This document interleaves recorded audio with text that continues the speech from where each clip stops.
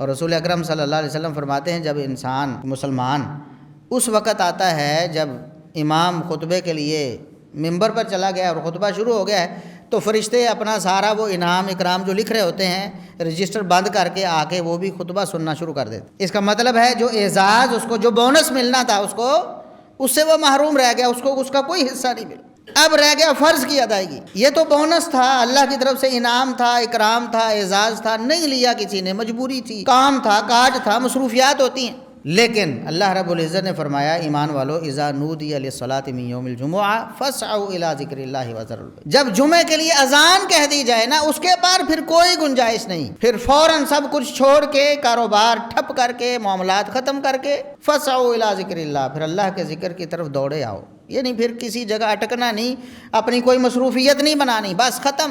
اسی لیے علماء نے یہ بات بیان فرمائی ہے کہ خطبہ جمعہ کے لیے جب اذان ہو جائے اس کے بعد اگر کوئی کاروبار کرتا ہے تو وہ حرام کماتا ہے، اس کا کاروبار کرنا جائز نہیں ہے. جو کمائے گا حرام کمائے گا، کیونکہ اللہ رب العزت نے منع فرما دیا وذروا البیع، خبردار بھی اب کاروبار ختم، چھوڑ دو.